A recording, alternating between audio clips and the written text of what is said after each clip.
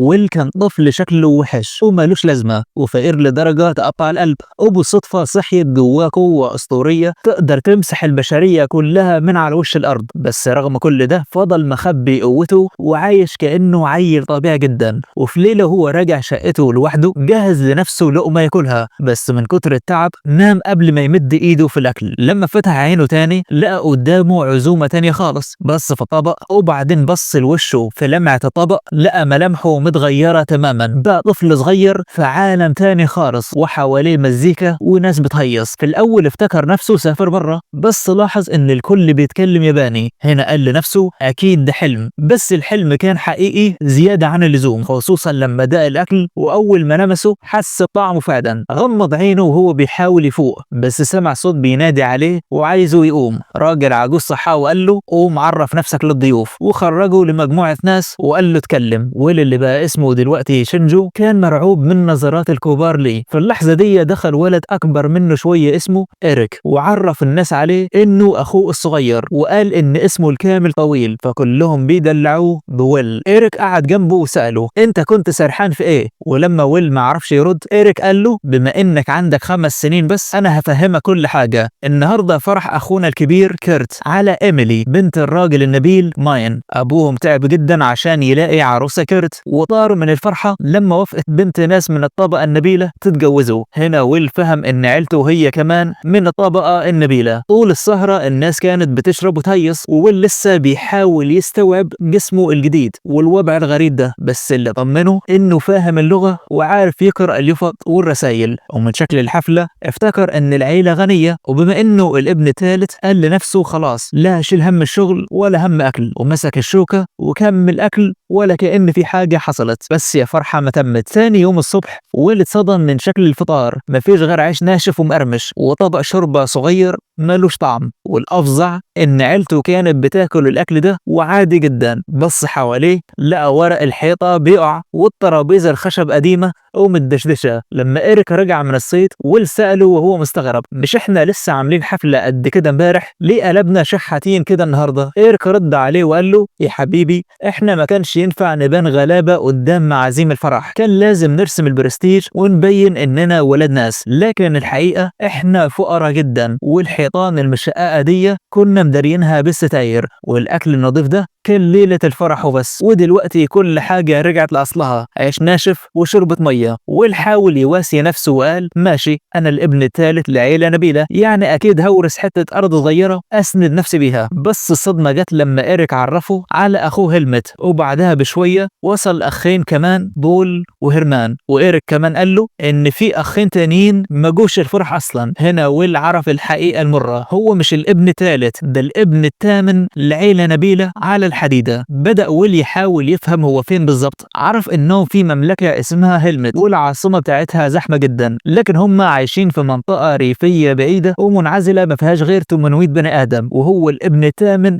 اللي مالوش مكان في الإعراب. وهو مخنوق من عيشته دي لقى 3 من إخواته بيودعوا أمهم وماشيين، فجرى يسألهم في إيه. إيريك قال له إنهم ماشيين يغوروا في داهية يدوروا على شغل، لأن الأرض مش هتتقسم عليهم. الأخ الكبير كيرت هياخد كل حاجة، وهيرمان هيتجوز في عيلة ثانية، والباقي لازم يبدأوا من الصفر في العاصمة ومبقاش ليهم لقب نبلاء خالص. إيريك نصحه وقال له يا ويل مالكش غير علامك، هو ده اللي هينفعك، وسابه ومشى. والقلب اتكسر وهو بيودع اخواته. ويل طلع جري على مكتبة العيلة عشان يلحق نفسه ويذاكر، بس ما لقاش غير كتب شعر وروايات غرامية. وهو بيرجع كتاب مكانه وقعت علبة من فوق لقى فيها ورقة وكرة بلور. الورقة بتقول ان دي بلورة اختبار سحر عشان تعرف الشخص عنده قدرات سحرية ولا لا. في الاول ما اخدش الموضوع جد، بس افتكر انه في عالم تاني فعلا. قرأ ان واحد بس من كل 1000 هو اللي بيبقى عنده مانع كفاية عشان يعمل سحر. قال اجرب وحط ايده على البلورة وهو مش عاقد امل كبير. في الاول ما حصلش حاجه، بس فجاه البلوره نورت بنور ابيض شديد جدا لدرجة تعمي. في نفس اللحظة دي كان في راجل شعره طويل في وسط الغابة حس إن في حاجة مش طبيعية حصلت، واللي رجع يقرأ الورقة بسرعة وهو مذهول. لقى مكتوب إن لو البلورة نورت جامد كده يبقى الشخص ده عنده قدرات سحرية جبارة ولازم يتعلم على إيد مدرسين متخصصين. قعد يدور في المكتبة كلها على أي كتاب سحر، ما لقاش غير قصص وسفر. وفي وسط ما هو بيدور دخل أبوه وقال له إنه ما بيعرفش يقرأ أصلا وإن دي كل الكتب اللي عندهم، وأمره يروح الغابة يلم خشب عشان التدفئة. في الغابة ويل حاول يعمل سحر بغصن شجرة، حاول يمين شمال مفيش فايدة، فتعصب جدا. وفجأة سمع صوت بينادي عليه، بص لقى راجل شعره طويل نازل من السماء. الراجل كان فرحان إنه لقاه وسأله عن اسمه، بس ويل خاف ورفع عليه الغصن يهدده. الراجل اعتذر له وبكل هدوء أخذ منه الغصن ورماه بعيد وقال له ما تخافش أنا ساحر. الغصن اللي رماه الراجل وقع من فوق منحدر وخبط في صخرة كبيرة. الصخرة وقعت على خنزير بري عملاق. الخنزير اتجنن وافتكرهم قاصدين يقتلوه وهجم عليهم، والكن هيجري من الرعب. بس الساحر مسك ايده وقال له تخيل سحر الرياح في عقلك وحس بالمانا وهي بتجري في جسمك. الاتنين نوروا بنور اخضر، ومن كتر الرعب طلع من ايده انفجار رياح رهيب ريح الخنزير مكانه. الراجل عرف نفسه وقال له انا ألفريد ساحر سابق، وانت يا ويل عندك موهبة فظيعة وهتعديني في يوم من الايام. ويل رجع البيت وهو متضايق. العشاء كان شوية شاي طعمه زي المية، مش زي الشاي التحفة اللي شربه مع ألفريد. اصل بعد خناقة الخنزير دي ألفريد قعد معاه وقال له انا عايز اعلمك السحر. ويل استغرب وقال له بس انا ما عنديش فلوس ادفع لك. ألفريد طمنه وقال له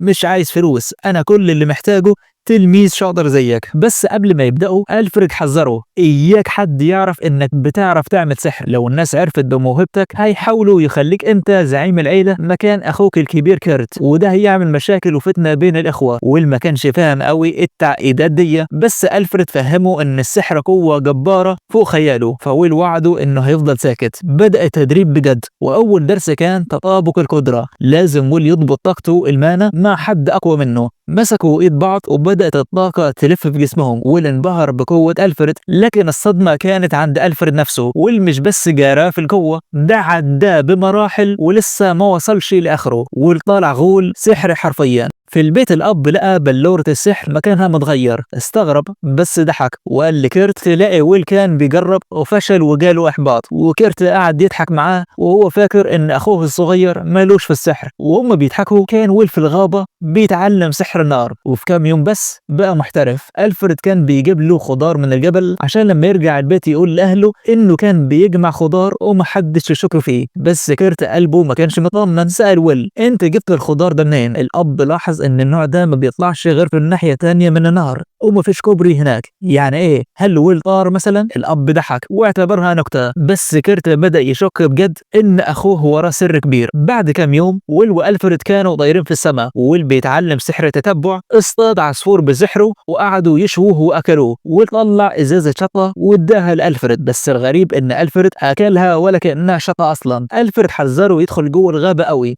لأن فيها وحوش وكنوز اللي بيدخلها ما بيرجعش. وفجأة ويل لاحظ حاجة غريبة جدا على دراع ألفريد، زي هالة سودة ومرعبة. ألفريد خباها بسرعة وبان عليه تعب وقال لنفسه لسه شوية مش دلوقتي. في العشاء ويل فجر قنبلة وقال لأهله أنا عايز أطلع مغامر. أخوه فرح جدا عشان يخلص منه، بس الأب قال له يا ابني إحنا ما عندناش فلوس ندخلك أكاديمية المغامرين. في التدريب اللي بعده ألفريد فرج ويل على المدينة اللي فيها الأكاديمية وعلمه أهم سحر الانتقال الآني والطيران. ويل في الأول كان بيصوت زي العيال من الخوف، بس لما طلع فوق وشاف العالم من العالي انبهر بالجمال. لكن ليلة ألفريد كانت صعبة، اللعنة كانت بتنهش في جسمه. وتاني يوم ألفريد قال لويل بتموت، ده آخر يوم تدريب لينا ومش عايز أشوفك تاني. ويل اتصدم وقعد يترجاه، بس ألفريد صمم وقال له ده قراري الأخير. ويل رجع البيت مكسور الخاطر، وعلى العشاء أبوه حكى قصة غريبة. قال إن في جثة ماشية ظهرت في الغابة، كائن ميت بس لسه محتفظ بشكل البني آدم وبيتكلم، ومع الوقت بيتحول لزومبي مالوش عقل. في اللحظة دي ويل افتكر برودة جسم ألفريد وإنه أكل الشطة وما حسش بيها. خاف جدا وطار نار على الغابة في الضلمة يدور عليه، ووقع كذا مرة لحد ما وصل لألفريد. حاول يشده ويمشي بيه، بس ألفريد اعترف له بالحقيقة المرة: أنا هو الجثة الماشية اللي بيتكلم عنها يا ويل. حكى له إنه من 5 سنين كان بيحمي الدوك وهما بيدوروا على علاج لابنه، وهجم عليهم جيش وحوش. ألفريد حارب لحد ما طاقته خلصت ومات، بس عشان كان عنده أمنية أخيرة وهي إنه ينقل علمه لشخص يستاهل. روحه رفضت تسيب جسمه وتحول لجثة ماشية، وأول ما لقى ويل وعلمه حس براحة وإنه خلاص يقدر يمشي بسلام. ألفريد قال له: فاضل اختبار واحد يا ويل، لازم تطهرني بسحر القداسة. ويل رفض وهو بيعيط، بس ألفريد فرجه إن جسمه بدأ يتحلل وإنه لو ما خلصش عليه دلوقتي هيتحول لزومبي مرعب. ويل بدأ يقول التعويذة وهو قلبه بيعتصر، والنور بدأ يحرق الهالة السوداء اللي حوالين ألفريد. ألفريد كان بيصرخ من الوجع بس بيشجع ويل يكمل. وفي لحظة وداع مؤثرة ويل شكر أستاذه وودعه، وألفريد اختفى في وسط النور وهو بيضحك وقال له: عيش حياتك يا بطل. مرت السنين وويل كبر وودع أمه وساب البيت عشان يحقق حلمه ويدخل أكاديمية المغامرين. في الفصل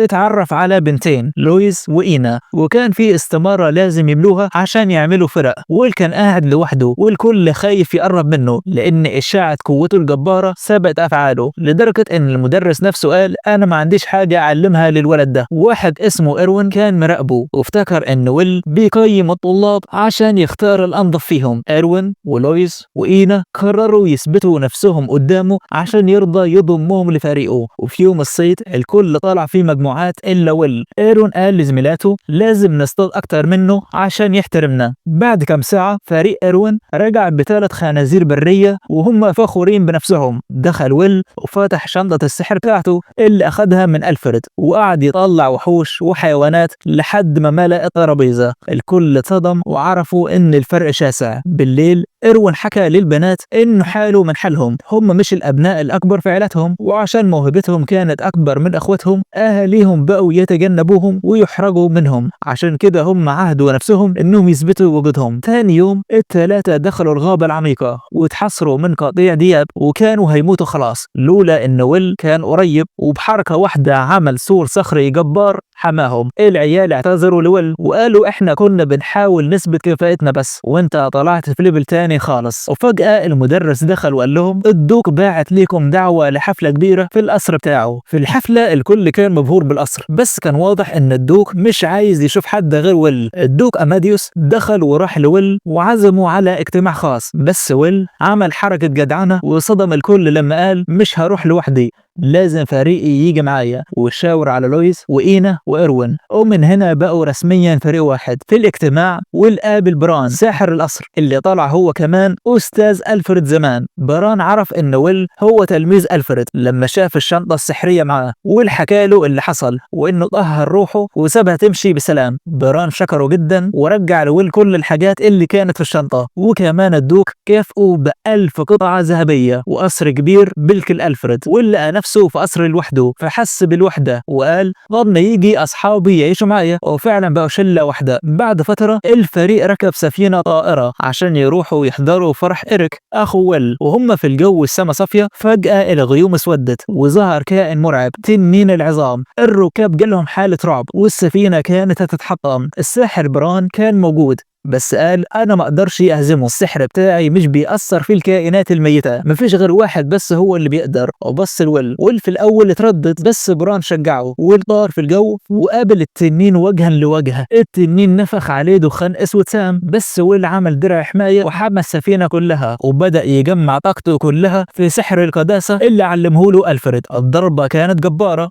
النور طلع من ايد ويل وضرب التنين في مقتل. التنين وهو بيموت ما كانش عايز يموت لوحده وقرر انه يرمي نفسه بكل تقله على السفينة عشان يدمرها ويغرق الكل معاه. وبعد محاولات يائسة التنين شن اخر هجوم ليه، بس ويل عمل حوالين نفسه درع سحري حماه، وفي ثواني التنين انهار وعظمه اتفرق في كل حتة. ويل لم العظم ده كله في شنطته السحرية ولقى وسطهم جوهرة التنين الغالية. الركاب اللي كانوا معاه اول ما شافوا المنظر ده عملوا حفلة كبيرة وهيصوا، وبعدها بران عرفهم على واحد صاحبه قديم من الفريق بتاعه اسمه أوريتو، وده دلوقتي شغال تاجر. تاني يوم الكل كان مطبق وماشي يتطوح من كتر السهر في الحفلة، إلا ويل واصحابه كانوا فايقين وعينيهم على العاصمة اللي قربوا يوصلوا لها. أول ما وصلوا بران فص ملح وداب وسابهم في رعاية التاجر أوريتو. في اللحظة دي ظهر فرسان الملك وشكروا ويل إنه خلصهم من التنين وطلبوا منه يروح معاهم القصر. أصحابه سابوه عند البوابة وقالوا ليه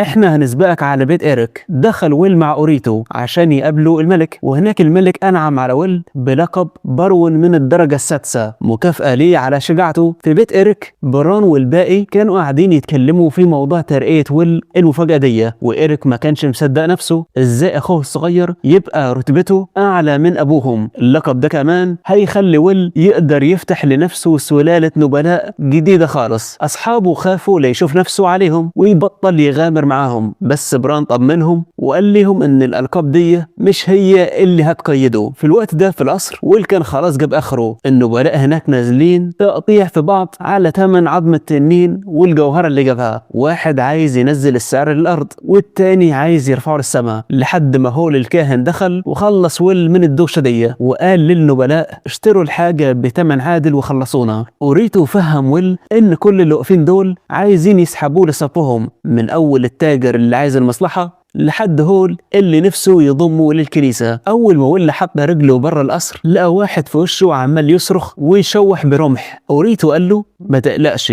ده أكيد فارس نفسه يشتغل عندك ويخدمك. وبالفعل الحراس جم ولموا الراجل ده وخلصونا من صداعه. في فرح إيريك ويل لاحظ إن إخواته الكبار وشهم مخطوف وقلقانين، أصلهم لسه ما جهزوش هدية الفرح اللي تليق بالعيلة، وده منظره وحش قوي قدام النبلاء. أخوهم الكبير كيرت بعت رسالة بيقول لهم ما فيش فلوس، والمصيبة إن ده هيخلي سمعتهم وحشة قدام الدوق اللي هم شغالين معاه، والناس هتفتكر ان الدوق بيعهم. بس كرامة ابوهم كانت منعاه يطلب مساعدة من حد. اول ما شاف وشهم قلقان كده قال لهم ما تشيلوش هم، انا اللي هدفع ثمن الهدية دي من جيبي. الفرح عدى على خير وويل كان فرحان، بس من جواه عرف ان عيشة النبلاء دي فرهضة وتعب أكتر ما كان يتخيل. بعد الفرح أوريتو سلم ويل برطمان كان بيدور عليه في المدينة كلها، برطمان فول صويا. ويل أخد أصحابه ونقلهم سحريا للقصر الجديد بتاعه، وقضوا الليل كله بيطبخوا في الفول ده. وويل استخدم سحره عشان يسرع التخمير، وكل ده عشان يعمل شوية شوربة ميسو محترمة. وقعدوا كلهم ياكلوا، وويل وعد نفسه إنه هيكون أحسن برون في الدنيا. بعدها ويل راح للكاهن هول عشان يتعمد ويشكره على وقفته معاه، واداله هدية قيمة. في اللحظة دي خبطت واحدة ودخلت بالمناديل والشاي، والأول ما شافها قلبه وقع في رجله من جمالها. البنت عرفت نفسها إن اسمها إليس حفيدة هول، ولقى فيها حاجة غريبة، البنت دي عندها طاقة سحرية جبارة. هول أكد له الكلام ده وقال إن عندها سحر شفاء مقدس، ودي قدرة نادرة جدا لدرجة إن الناس مسميينها القديسة. هول كان نفسه إليس تعيش حياة طبيعية وتتجوز، وجالها عرسان كتير. والحب يهزر وقال طيب ما انا ادخل المسابقه دي واتقدم ليها، بس كمل وقال انا لسه صغير قوي. هول خد الكلمه وصدقها وقال له ماشي لما تكبروا تتجوزوا. والضحك وهز راسه، بس كانت ضحكه صفرة لانه فجاه لقى نفسه اتدبس وبقى خطيب إليس من اول مقابله. هول قعد مع خدامه في الجنينه يدردشوا، وقال انه خلاص خد موافقه الملك، يعني مفيش مخلوق يقدر يعترض على الجوازه دي حتى الدوق نفسه. وهم شايفين ان ويل لقطه شاب هوب برون ومعاه فلوس، وعرفوا انه معاه فلوس لما قدم صندوق الذهب الهديه، فهو مناسب جدا لإليس اللي عيلتها برتبه كونت. ورجع بيت اخوه وبلغ اصحابه بالخطوبه. الكل هيص وفرح، اللي هو كان نفسه يتعرف عليها الأول قبل ما يتدبس، بس صحابه فهموه إن ده طبيعي في عالم النبلاء. ده إيريك نفسه ما شافش مراته إلا يوم الفرح، وعشان يخرجوه من المود لبسوه لبس أراجوز وحطوا له مكياج عشان يتمشى في العاصمة من غير ما حد يعرف إنه قاهر التنين. إيروين قال له روح اشتري هدية لخطيبتك، وويل كان عمال يفكر يا ترى إليس رأيها إيه في الجوازة دي. وهو بيشتري خبط في نفس الراجل اللي كان عايز يخدمه قبل كده. إيروين طمنه وقال له له محدش هيعرفك وانت اراجوز. بس الراجل عرفه من سنانه، وفي ثانية الناس اتلمت والفرسان بقوا يشحتوا منه شغل، والراجل بتاع الرمح قعد يستعرض مهاراته والما شافش قدامه غير انه يختفي سحريا قبل ما الدنيا تولع. لما رجع البيت إيريك قال له الحل الوحيد تختار مساعد خاص ليك عشان تخلص من الزن ده. إيروين رفع ايده بحماس وقال انا ليها، وويل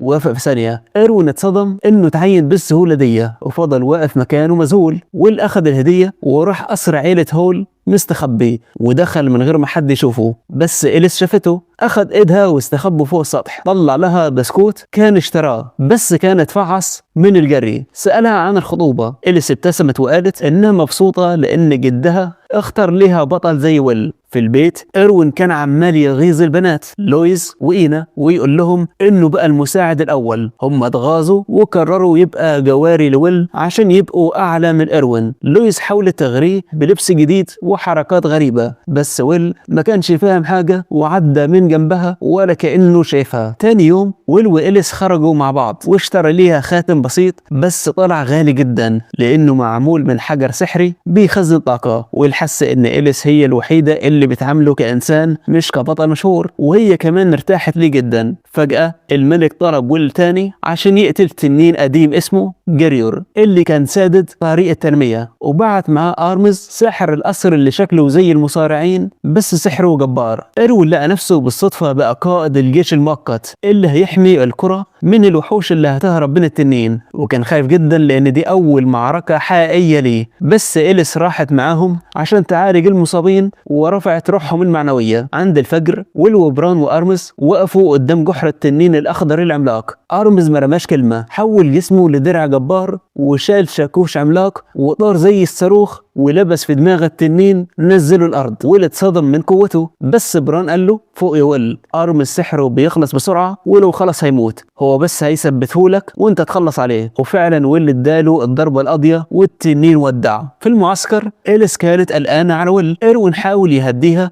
واكلها من شوربه الميسو اللي ويل بيحبها لحد ما جالهم الخبر ان التنين مات. ويل لم الجثه عشان يبيعها، بس بران قال له التقيل لسه جاي، الوحوش اللي هتهجم بالالاف اصعب من التنين نفسه. وفعلا إليس قضت الليل كله تعالج في المعسكر المصابين لحد ما سحرها خلص، واضطرت تستخدم الطاقه اللي ويل خزنها ليها في الخاتم وكملت علاج من غير سحر عشان تنقذ الناس. اول ما ويل رجع وشافها إليس وقعت من التعب، ولما فاقت قالت ليه انا دلوقتي عرفت انت ليه بتكره كلمة بطل، لانها شيلة تقيلة قوي. بعدها ويل استقر في العاصمة واكتشف ان أرمز يبقى عم إليس، والوافق انه لويز وإينا يبقوا معاه في القصر كجواري عشان يخلص من زنهم. والغريبة ان إليس ما منعتش خالص وقالت عادي. دخلنا بقى في جد الجد، الملك اعلن عن بطولة النبلاء الكبرى ودي اجبارية، والدخل في فئة السيوف. بس الصدمة ان السحر ممنوع نهائيا. إيروين كان هيموت من الرعب لانه من غير سحر، وقعد يتدرب لحد ما ايده جاب الدم. المصيبة كبرت لما عرفوا ان فيرون البطل القديم المرعب هيشارك عشان يعلم الشباب الادب. يوم البطولة ويل في اول ماتش ليه لقى نفسه قدام فيرون، الجرس ضرب وفيرون لبسه قبضة السيف في بطنه والغاب عن الوعي في ثانية، وصحى لقى نفسه خسران. قعد يشرب شاي ويتفرج على اصحابه. إينا وصلت للنهائي في الرماح بس خسرت قدام RD الشاب بتاع الرمح اللي كان عايز يشتغل عند ويل. إيروين بقى وصل لنص النهائي بكتف مخلوع وتعبان وكان هيتحطم، بس لما شاف الاكل اللي ويل طبخه له بنفسه عرف ان ويل عمره ما هيتخلى عنه. إيروين خد قطمة من الأكل وقام وقف وقال إنه كفرد من فريق ويل الانسحاب مش اختيار عنده أبدا. بعدها بكم يوم إيروين وإينا بدأوا تدريباتهم تحت إيد فيرون. أما لويز فطلبت من ويل إنه يتدرب معاها ومع المدرب بتاعها، والصدمة بقى إن ويل اكتشف إن المدرب بتاعها هو أرمز نفسه. ويل وافق يتدرب معاهم وبدأ مرحلة جديدة في مشواره. بعد 3 سنين في الريف عيلة ويل كانت لسه بتعافر عشان تصلح الأراضي الزراعية بتاعتهم. كيرت كان قاعد بيراجع ورق الضرائب ودخلت مراته وتبلغه ان في ضيوف واصلين من العاصمة. استغرب جدا ان حد يسافر كل المسافة دي عشانهم، بس ملامحه قلبت غضب لما عرف ان الموضوع يخص اخوه الصغير ويل. في القصر الضيف سلمه جواب من المراجع الملكي. كيرت رماه لمراته باستهتار وهو فاكر انه مجرد طلب تاني عشان ينضم لبيت ويل، وقال للضيف انه مش فارق معاه ويل بقى مشهور قد ايه. بس فجأة مراته صرخت وهي بتقرأ الرسالة، ويل مات وهو بيستكشف آثار قديمة. قبل الحادثة دي كم يوم ويل كان أخيرا بقى مغامر رسمي، وكان طاير من الفرحة إنه خلص من وجع دماغ مسؤوليات النبلاء. أول مهمة جات له كانت بطلب من الملك شخصيا عشان يستكشف آثار قديمة. فريق ويل دخل المكان ومعاهم بران كدليل ليهم. بران شرح لهم إن مغامرين كتير دخلوا المكان ده ومحدش رجع، وحتى المغامرين الأقوياء اللي بعتوهم يدوروا عليهم اختفوا هم كمان. النقابة كانت شاكة إن في تنين عايش جوه الآثار، ومفيش حد أنسب من صائد التنانين بقيادة ويل للمهمة دي. وهم ماشيين ويل شخط في الفريق عشان كانوا مستخبيين وراه، فإروين رد عليه وقال له إنك الوحيد اللي حاربت تنين قبل كده، ونفس التنين ده ممكن يطيرنا في ثانية. قبل ما يفتحوا باب الآثار بران استخدم سحر الكشف، وجوه ما لقوش أي حاجة ولا حتى أثر للمغامرين اللي اختفوا. فجأة بران حس بخطر وصوت فيهم اجروا، بس الوقت كان فات. الأبواب اتقفلت وظهرت دايرة سحرية تحت رجليهم جمدتهم في مكانهم. بران حذرهم إن ده فخ من حضارة سحرية قديمة، وواحد ورا التاني بدأوا يختفوا. إليس حاولت تمسك ويل بس هو اختفى في اللحظة اللي لمسته فيها، وبعدها بثواني هي كمان اختفت. لما فاقوا لقوا نفسهم في أوضة غريبة تماما، ومكتوب على الحيطة رمز معناه التعليق العكسي. بران حلل الموقف وقال إن السحر ده نقلهم لأعمق نقطة في الآثار، ومفيش قدامهم غير حل واحد، إنهم يتسلقوا لفوق عشان يهربوا. لويز ما كانتش خايفة، كانت فاكرة إن ويل يقدر ينقلهم بسحره لبرا، بس ويل وضح لها إن سحر الانتقال بتاعه محتاج معرفة دقيقة بالمكان اللي هو فيه والمكان اللي رايحه، وده مستحيل دلوقتي. بدأوا يطلعوا للأدوار اللي فوق. إليس كانت ماسكة في ويل جامد، وهو كان بيطمنها بابتسامة. وهم داخلين قاعة تانية الباب اترزع وظهرت جوليمز حراس آليين وبدأوا يهاجموهم. ويل كان هيستخدم سحره بس الباقيين منعوه. هم مش عارفين فاضل كام دور ولازم يوفروا طاقة ويل السحرية. التلاتة حاربوا الجولمز بنفسهم، وبران وويل ساعدوهم بسحر بسيط. بعد المعركة إليس عالجت جروحهم، وإينا لاحظت هياكل عظمية ميتة عند الحيطان. بران خمن إن دول المغامرين اللي اختفوا قبلهم. السلالم اللي بعدها كانت مليانة جولمز، وفضلوا يحاربوا دور ورا دور. برا الآثار كان فات 5 أيام. الملك وآرمز بدأوا يقلقوا، والنبلاء بدأوا يطلعوا إشاعات إنه ويل غالبا مات. الحقيقة النبلاء كتير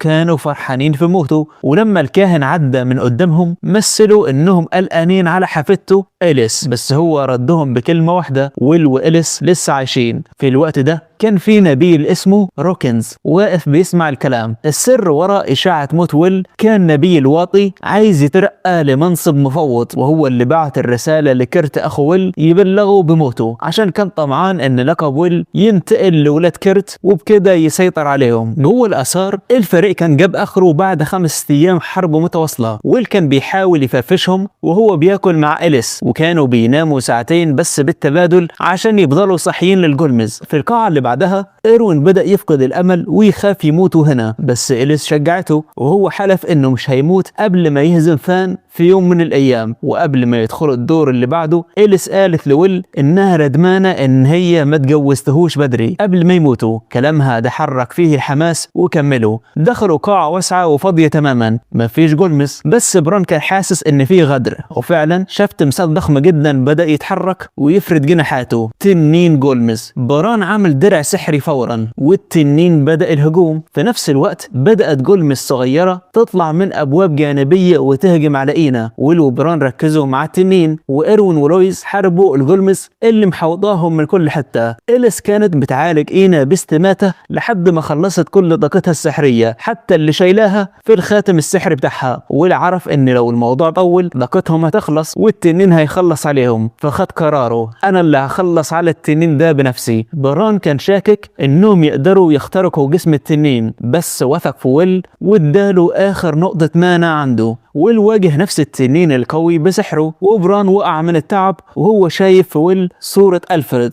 التنين كان اقوى من ويل وبدأ يغلبه. ويل بدأ يدوخ وحس انه بيفشل، بس فجأة إليس صرخت وقالت انها هتستخدم سحر ضوء المعجزة، وفي حركة سريعة داست ويل ووقعت من طولها. ويل اول ما لمسته حس بطاقة سحرية بتنفجر جواه وقوته بقت مرعبة. ضرب التنين بكل اللي عنده لحد ما وقعه ميت، وبموت التنين كل الجلمز التانية وقفت، وباقي الفريق قدروا ينقذوا ويل وإليس اللي كانوا مغمى عليهم. بعد كم ساعة ويل فاق وسمع لويز وإينا بيتكلموا عن اللي حصل.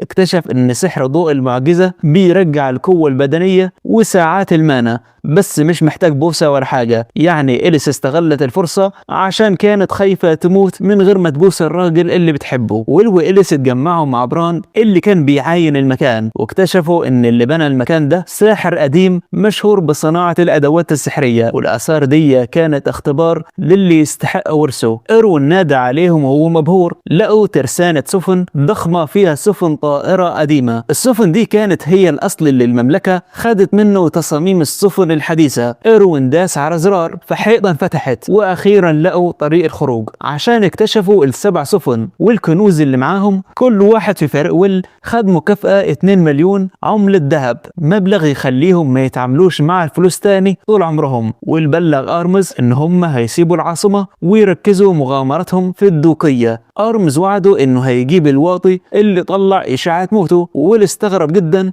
لأنه ما كانش يعرف إن في إشاعات أصلا. بان قوي إن في نبلاء كتير غيرانين من نجاح ويل، وإينا وضحت إنهم متضايقين كمان من قوة الفريق وترقه. وعشان يهربوا من وجع الدماغ والطمع قرروا يعملوا حركة ذكية. ويل هياخد كل مكافآت الفريق بموافقتهم عشان يبان إن هو اللي معاه الثروة كلها ويحمي أصحابه من المطامع. وحتى إليس عرضت عليه كل أملاكها بصفتها خطيبته، وبكده ويل فجأة بقى معاه 10 مليون عملة ذهب. في الوقت ده روك وهو النبيل اللي كان بيتمنى موت ويل عمل اجتماع سري مع نبلاء تانيين عشان يخططوا ازاي يخلصوا من ويل خالص. بره قصر ويل كان في بنت مستخبية بزعبوط بتراقبهم وهم بياكلوا بسكوت. ويل حس بحركة بس ما لحقهاش، فقرر انه لازم يعين حارس للقصر، واحد يكون قوي وولاؤه مضمون. الفريق كله اقترح رود صاحب الرمح اللي كان بقاله 3 سنين نفسه يشتغل عند ويل. لما ويل وافق رود قعد يعيط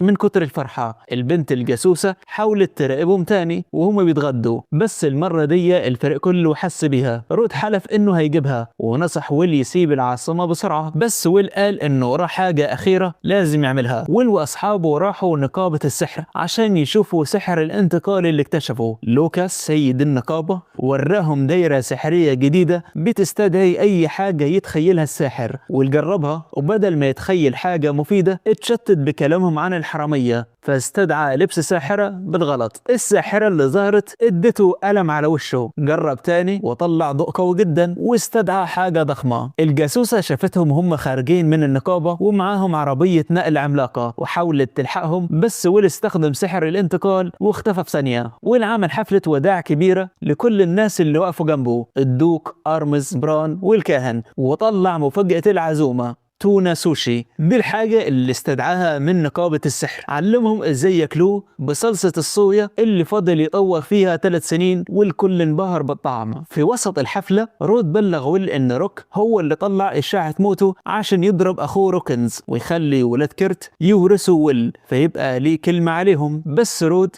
طمنه وقال له انه عامل خطة هتشغل المراجع الملكي في بيت روك لأيام. واكتشفنا مفاجأة، رود اصلا هو ابن روك ولكن ابن غير شرعي. وفجأة البنت الجاسوسة ما قدرتش تمسك نفسها واقتحمت القصر. إروين حاول يوقفها بس حدفته بعيد زي الريشة. البنت دخلت وقعدت على الترابيزة وكلت حتة سوشي ببرود. دخل وراها الجنرال إدجار وعرفهم ان دي بنته ويلما. ويلما قالت بمنتهى البراءة انها كانت بتراقبه عشان تشوف هل هيقدر ياكلها ولا لا، بما انه معاه اكل وسوشي كتير فهو كده نجح في الاختبار. بران فسر ان ويلما عندها متلازمة البطل، جسمها بيطلع سحر طول الوقت فبقت قوية جدا بس دايما جعانة وبتاكل كميات مرعبة. الجنرال عرض على ويل يشغلها حارسة شخصية ليه، وحتى عرضها كعروسة محتملة، بس ويل رفض وقال انه عايز يكمل مغامراته. بس الدوق سمع الكلمة دي وقال له بما انك عايز مغامرات فانا عندي ليك مهمة خاصة. بعد كام يوم كيرت كان لسه قاعد بيبص الجواب، وفجأة ويل وهو شمتان وبيقرأ ازاي ولاده هيورثوا اللقب، فجأة مراته صرخت لما شافت ويل واصحابه واقفين قدام البيت. ويل قعد مع كيرت وبلغه بمهمته الجديدة من الدوق، تطهير الغابة اللي مات فيها 2000 عسكري من 15 سنة وتحولوا لزومبي. والعرض ان كيرت بصفته حاكم المنطقة هياخد نسبة من الموارد اللي هتطلع. المحاسب قال النسبة العادية 30%، بس كيرت طمع وطلب 50%، وكمان رفض استلام متعلقات العساكر الميتين وقال جنازتهم اتعملت خلاص، مش عايزين وجع دماغ. وده نرفز الكل لان الجثث لازم تتطهر سحريا عشان ترتاح. إيروين كان متضايق جدا من كيرت وكان عايز يمسك في زمارة رقبته، بس ويلما انقذت الموقف لما بطنها صوصوت من الجوع وقطعت الخناقة. بالليل هيرمان اخو ويل التاني حكى لويل ان كيرت بقى مرعوب وموسوس من ساعة ما ويل ساب البيت وخايف يرجع ياخد مكانه. اما بران فكشف لويل الحقيقة الصادمة، الملك هو اللي مخطط لكل ده. الملك عايز يطور اراضي الجنوب، بس كيرت حاكم فاشل وضعيف، فالخطة كانت يبعتوا ويل هناك ويستفزوا كيرت لحد ما يرتكب جريمة، وبكده يعزلوا الاب ويطردوا كيرت ويتم تعيين ويل البطل الشعبي حاكم للمنطقة. يعني ويل كان مجرد طعم في لعبة سياسية كبيرة، وحتى الفلوس الكتير اللي كسبها كانت عشان يمول بيها تطوير الأرض دي في المستقبل. تاني يوم فريق ويل دخل الغابة وبدأوا يشتموا الزومبي عشان يستفزوهم ويظهروا. إليس وويل عملوا درع تطهير وأي زومبي كان بيقرب كان بيتبخر فورا. فجأة ظهر تنين هجم عليهم، بس ويلما بضربة واحدة قطعته نصين. بعد ساعات من الحرب ظهر جد مارلين مرات هيرمان، بس المفاجأة إنه تحول لساحر ميت حي وبيتكلم. سأل عن حفيدته ولما عرف إنها بخير ومتجوزة ساب سيفه واستسلم لإليس عشان تطهره ويرتاح للأبد. بعد ما خلصوا المهمة ورجع متعلقات الميتين لأهليهم والناس كانت بتشكره وهم بيعيطوا. فجأة كيرت ظهر وأمر الناس تسلم كل الدروع والأسلحة اللي لقوها عشان يسيحها ويعمل منها أدوات زراعة. الناس اتصدمت لأنهم كانوا عايزين يدفنوا لبس أهاليهم اللي ملهمش جثث، وعشان يخلص الحوار استدعى كتلة حديد ضخمة واداها لكيرت وقال له خد دي وسيب الناس في حالها. كيرت خدها وهو متغاظ ومشى. أهل القرية طلبوا من ويل يبقى هو الحاكم بدل كيرت الفاشل، والمحاسب كان بيوزهم على كده. بران حذر ويل إنه لو قبل المنصب كيرت مش بس هيتشال، ده هيتم التخلص منه نهائيا عشان ما يعملش قلق. ويل حاول يحلها ودي مع أخوه وعرض عليه يساعده ماديا، بس كيرت طرده وهو فاكر إنه ويل بيشتغله عشان يسرق سلطته بتدريج. في الوقت ده النبيل روك بعت لكيرت هدية مسمومة عن طريق خادم وهو مزمار التنين. كيرت من كتر اليأس والغل خد المزمار وراح رقابة عشان يستدعي تنانين تدمر ويل وكل اللي معاه. ويل وفريقه قابلوا كيرت في الغابة وكيرت كان فاقد أعصابه تماما. بران حاول يكسر المزمار بس ما نفعش. كيرت نفخ في المزمار وبدل ما تطلع تنانين طلعت أرواح شريرة سودة. طلع إن ده مزمار الشر بيحول صاحبه لوحش ميت حي مقابل انه يديله قوة مرعبة. كيرت تحول لوحش ضخم وفقد عقله. ويل ما كانش قدامه حل غير انه يقتله عشان يريحه. استخدم سحره المقدس وقضى على الوحش، وروح كيرت اللي مليانة غل طارت لحد قصر النبيل روك وقتلته هو وكل اللي كانوا بيأمروا ضد ويل. ويل بقى حزين جدا ورفض لقب بطل لانه ما قدرش ينقذ اخوه وحس بقرف من ألاعيب النبلاء. بس في النهاية الملك رقاه لرتبة كونت واداله الحق يعين نبلاء من عنده. ويل قرر يطور الارض، بنى كنايس ومصانع حتى مصنع صلصة صويا، وخصص مناصب لولاد اخوه كيرت لما يكبروا كنوع من التكفير عن اللي حصل. ويل لقى سعادته اخيرا وهو وسط اصحابه على سفرة العشاء. وانتهت قصة الكونت ويل ومغامراته اللي بدأت من الصفر لحد ما بقى أهم راجل في المملكة.